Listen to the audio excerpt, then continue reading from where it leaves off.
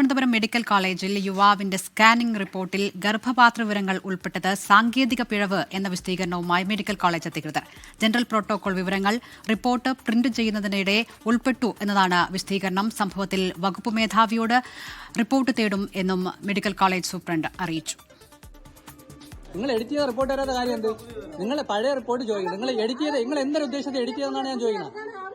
നിങ്ങൾ സ്കാനിങ് ചെയ്ത് എന്തൊരു ഉദ്ദേശത്തിൽ നിങ്ങൾ എഡിറ്റ് ചെയ്തു അതാണ് ഞാൻ ചോദിക്കുന്നത്. പിന്നെ നിങ്ങൾ എഡിറ്റ് ചെയ്ത റിപ്പോർട്ട് കൊണ്ട് എന്നെ തന്നതോ?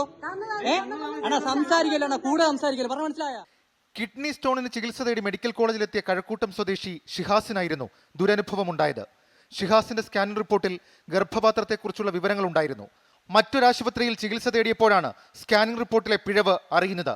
തുടർന്ന് മെഡിക്കൽ കോളേജിലെത്തി ചോദിച്ചപ്പോൾ ജീവനക്കാർ പഴയ റിപ്പോർട്ട് വാങ്ങിയ ശേഷം വീണ്ടും സ്കാൻ ചെയ്യാതെ പുതിയ റിപ്പോർട്ട് പ്രിന്റ് ചെയ്ത് നൽകി. പെണ്ണുങ്ങളുടെ ശരീരപരമായിട്ടുള്ള റിസൾട്ടാണ് എനിക്ക് കിട്ടിയത്. പേരും കാര്യങ്ങളെല്ലാം എൻ്റെതാണ്.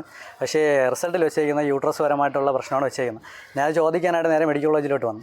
മെഡിക്കൽ കോളേജ് വന്നപ്പോഴത്തേക്കും അവിടെയുള്ള റിസപ്ഷനിൽ ഇരിക്കുന്ന ആൾ എൻ്റെ റിപ്പോർട്ട് മേടിച്ചുകൊണ്ട് പോയിട്ട് ഇപ്പോൾ ഒരു 10 മിനിറ്റ് എന്ന് പറഞ്ഞ് പോയിട്ട് ഒരു 10 മിനിറ്റ് കഴിഞ്ഞപ്പോൾ പുതിയൊരു റിപ്പോർട്ടായിട്ട് വന്നു.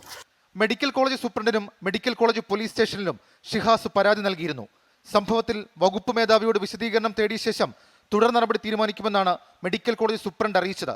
എന്നാൽ സംഭവിച്ചത് സാങ്കേതിക പിഴവെന്നാണ് മെഡിക്കൽ കോളേജിന്റെ വിശദീകരണം. മെയിൽ ഫീമെയിൽ പ്രോട്ടോകോൾ പ്രിന്റിംഗിൽ തെറ്റായി കയറിക്കൂടിയതെന്നാണ് വിശദീകരിക്കുന്നത്.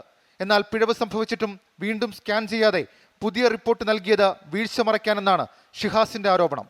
24 തിരുവനന്തപുരം.